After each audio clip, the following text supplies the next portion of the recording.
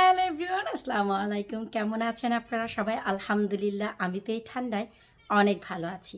দেখুন তো সামারের এই ফুল বাগানের পাশে আমাকে কেমন লাগছে, কত চমৎকার লাগছে, তাই না? এই হচ্ছে শীতে আমার নাগামরিচ গাছ, যা আমি ঘরে নিয়ে এসেছিলাম অনেক আগে এবং এই যত্ন আপনাদের সাথে শেয়ার করেছিলাম। তো গত একটি ভিডিওতে আপনাদের সাথে শেয়ার করেছিলাম যে নাগামরিচের গাছ থেকে দ্রুত হারে বীজ শুকানোর জন্য কোন পদ্ধতি আপনারা অবলম্বন করতে পারেন। আজকের ভিডিওর বিষয়বস্তু তাই থাকছে, কিভাবে আপনারা খুবই দ্রুত নাগামরিচের বীজ অথবা যে কোনো মরিচের বীজ শুকাতে পারেন। তো সেই পদ্ধতিটি আপনাদের সাথে শেয়ার করব। প্লিজ ভিডিওটি যদি ভালো লাগে, আপুকে যদি ভালোবাসেন, ভিডিওগুলো সবার সাথে শেয়ার করবেন। এতে করে নতুনরা কিছু দেখার, জানার এবং শেখার সুযোগ পাবে। তো চলুন শুরুতে আমরা গাছের একটু ওভারভিউ দিয়ে নিচ্ছি যে বর্তমান গাছের কী অবস্থা। শুকর আলহামদুলিল্লাহ, এই হচ্ছে আমার গাছ। আপনারা দেখতেই পাচ্ছেন গাছে নাগামরিচ কত খেয়েছি আর কত যে ডিপ ফ্রিজ করেছি তার কোনো শেষ নেই। বাকি যে গাছে মরিচগুলো ছিল এগুলো হচ্ছে পাকিয়েছি বীজের জন্য। আপনাদের যদি কারো বীজের প্রয়োজন হয় বা কেউ যদি এই নাগামরিচটি পছন্দ করেন, এই যে আমি একটু ক্যামেরাটি কাছেই ধরেছি, আপনাদের চাইলে আপনারা স্ক্রিনশটও রাখতে পারেন। এটি খুবই জাতের নাগামরিচ, এত বেশি ঝাল একটি মরিচ একা কখনোই খেতে পারবেন না। আপনাদের যদি কারো প্রয়োজন হয় labonykitchen.co.uk/shop, সেখানে গেলে আমার নিজস্ব লাগানো, আমার গার্ডেনের অর্গানিকভাবে লাগানো যে কোনো ধরনের দেশি বীজ আপনারা পেয়ে যাবেন। তো আজ আপনাদের সাথে শেয়ার করব এই যে পেকে যাওয়া নাগামরিচগুলো আমি কি বীজের জন্য এই গাছেই রেখে দিব, না গাছ থেকে নামিয়ে এগুলোকে শুকাবো। আর যদি শুকাই তো কোন ওয়েতে শুকাবো, চলুন আপনাদের সাথে আমি তাই শেয়ার করি। এই যে দেখুন, শেষ অবধি পর্যন্ত আমার গাছে কিন্তু কোনো পোকামাকড় ধরেনি। নিম অয়েল শুধু দিয়েছিলাম একদিন। এর আগে একটি ভিডিও আপনাদের সাথে শেয়ার করেছিলাম যে ঠান্ডার জন্য কত বড় বড় ডগা পাতা আমি কেটে ফেলেছিলাম। আমি খুবই সামান্য কিছু ফুল রেখেছি, যেন এই যে দেখুন ফুলগুলো থেকে এই যে মরিচ আবার নতুন করে বের হচ্ছে। এই যে আমি একটু দেখাচ্ছি আপনাদের, এই যে দেখুন। তো আমি এই হালকা মরিচগুলো হলে এগুলো আমি উইন্টার ভরে খাবো, এই ডিসেম্বর জানুয়ারি মাস ভরে আমি খাবো, ইচ্ছে আছে। আর এই যে মরিচগুলো আছে এগুলো সব আমি এখন বীজের জন্য কালেক্ট করব। তো চলুন আমি কিভাবে কালেক্ট করছি আপনাদের সাথে শেয়ার করব। এই যে মরিচগুলো, এই মরিচগুলো আমি এখান থেকে কাটবো না, মরিচগুলো আমি এখান থেকে কাটবো। একটি গ্লোভস নিয়েছি, ভাই জানেনই তো নাগামরিচ যে কত বেশি ঝাল।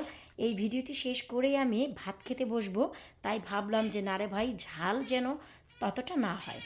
শুকর আলহামদুলিল্লাহ, এই যে দেখুন আমি মরিচগুলো কিন্তু সব এভাবেই এখন কালেক্ট করে নেব। এই যে দেখুন,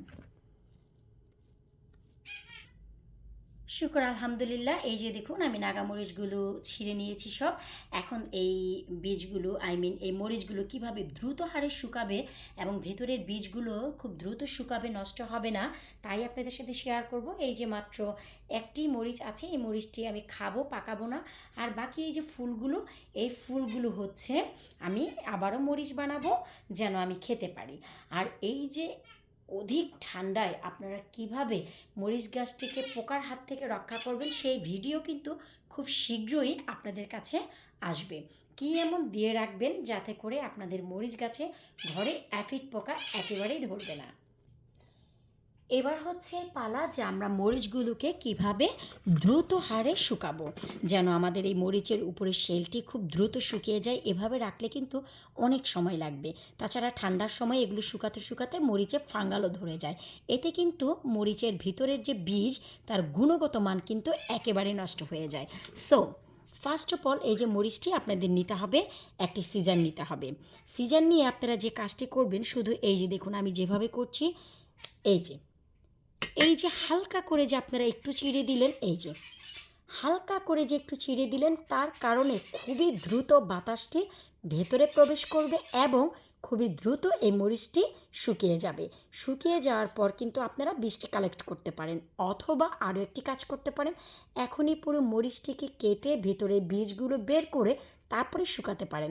তবে সেটা রিস্ক হয়ে যাবে, মরিচগুলো আঘাতপ্রাপ্ত হতে পারে যেহেতু এখনও ভেজা। তাই ঠিক এই পদ্ধতি অবলম্বন করে আপনারা প্রতিটি মরিচ এভাবেই রেখে দিবেন যেখানে আপনাদের ঘরে কিছুটা রোদ আসে। এই যে দেখুন এই অংশগুলোতে কিন্তু আপনার বীজ থাকে না। এই যে দেখুন, তাই ঠিক এই অংশ, ওই যে দেখুন ভেতরে বীজ দেখা যাচ্ছে, ওই যে। সো এভাবে করে কিন্তু আপনারা প্রতিটি মরিচকেই কেটে নেবেন। এই যে এই পদ্ধতিতে আপনাদের মরিচ খুব দ্রুত হারে শুকাতে পারবেন। আলহামদুলিল্লাহ, এই যে দেখুন আমি কিন্তু সবগুলো মরিচ এই যে দেখুন ছিঁড়ে নিয়েছি। আর এত ভয় রে ভাই, ভয়ের চোটে হাতে একটি গ্লোভসও কিন্তু আমি নিয়ে নিয়েছি।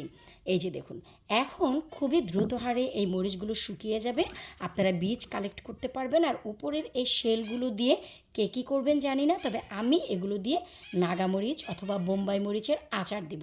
সাথে আমি মাত্র একটি কাঁচা আম ব্যবহার করব। একটি কাঁচা আম ঝুরি করে তারপরে এই আমি নাগামরিচের শেলগুলো দিয়ে তারপর হচ্ছে আচার দেব, যেন সারাটি সামার ভরে ডালের সাথে ভাতের সাথে খেতে পারি। এরপর সবগুলো মরিচ যেহেতু আমি পেরে নিয়েছি, এখন বাকি ফুলগুলোতে দারুণ এনার্জি পাবে, কারণ সেই মরিচগুলো শুধু গাছে পাকছিল আর এনার্জি নিচ্ছিল। এখন খুব দ্রুত হারে যেন আমার এই গাছে আবারও ফলন চলে আসে, তাই কিন্তু আমি ঠিক এই পর্যায়ে এসে আবার নতুন করে এই যে দেখুন চাল ধোয়ার পানি দিয়ে দিচ্ছি। এতে করে খুবই দ্রুত হারে গাছে কিন্তু আবার মরিচ ধরে যাবে ইনশাল্লাহ। এর ভিডিও আমি আপনাদের সাথে খুব শীঘ্রই কিন্তু আবার শেয়ার করব। এই যে দেখুন গাছে কিন্তু কোনো মরিচ নেই, শুধু একটি মরিচ ছাড়া। ইনশাল্লাহ গাছে যখন আবারও মরিচ আসবে এবং এর যত্ন, ঠান্ডার ভিতর অ্যাফিড পোকার হাত থেকে কীভাবে বাঁচাবেন, সব কিছু নিয়ে খুবই শীঘ্রই আপনাদের মাঝে হাজির হব। একটু রোদ আবার হেসেছে। শুধু কি রোদ ভাই, কি যে তামাশা এই ওয়েদারের, কি আর বলবো। সাথে কিন্তু বৃষ্টিও হচ্ছে, এই যে দেখুন সাথে ভাই বাহিরে বৃষ্টিও হচ্ছে, নিশ্চয়ই দেখতেই পাচ্ছেন বাহিরে কিন্তু বৃষ্টি হচ্ছে, আবার সাথে হালকা একটু রোদও হেসেছে। এই যে দেখুন আরও ক্লিয়ার করে দেখাচ্ছি, বৃষ্টিগুলো ঝরছে। তো যাই হোক ভাই, যাই হোক, ওরে আল্লাহ কী যে হয়ে যায়। তো যাই হোক, আমার এই রোদ বৃষ্টির মাঝখানেও আমার এই নাগামরিচগুলো শুকিয়ে যাবে এইটুকু ভরসা তো আছেই। কারণ এই যে একটু রৌদ্র এসেছে, এখনই ঘরের তাপমাত্রাটি হয়ে যাবে পুরোপুরি 27 থেকে 28 ডিগ্রি। কারণ বর্তমানে কতটুকু আছে দেখুন, একেবারে রোদ ছাড়া আছে হচ্ছে 22.7, তার মানে 22.7 ডিগ্রি। সো এই যে একটু রোদ হেসেছে, এই যে দেখুন 8 হয়ে গেছে, রোদ হেসেছে মানেই এখন 28 ডিগ্রিতে গিয়ে পৌঁছাবে। তো আপনারাই বলুন, এতে কি মরিচগুলো শুকাতে কষ্ট হবে? হবে না। তো আশা রাখছি যেভাবে কথা দিয়েছিলাম যে কিভাবে মরিচ, নাগা মরিচ বা অন্যান্য মরিচ আপনারা বীজগুলো দ্রুত হারে শুকাতে পারেন মরিচগুলো এনার্জি ওয়েস্টের আগেই, সেই ভিডিও শেয়ার করব। তো আশা রাখছি আজকের এই ভিডিওটি আপনাদের অনেকেরই উপকারে লাগবে। প্লিজ আপুকে যদি ভালোবাসেন, আপুর ভিডিও দেখে যদি এতটুকু উপকৃত হন, ভিডিওগুলো সবার সাথে শেয়ার করবেন। এতে করে নতুনরা কিছু দেখার, জানার এবং শেখার সুযোগ পাবে, যেন 2024-এ 2024-এ তারাও যেন তাদের গার্ডেনে অনেক গার্ডেনিং করতে পারে সফলভাবে। বিদায় নিচ্ছে আজকের মতো, আল্লাহ হাফিজ। ও হ্যাঁ, আপনাদের 2024-এর জন্য যদি কোনো অর্গানিক হাতে বানানো নিজের গার্ডেনের বীজের প্রয়োজন হয়, labonykitchen.co.uk/shop-এ নক করতে, নক করতে একেবারেই ভুলবেন না। আল্লাহ হাফিজ।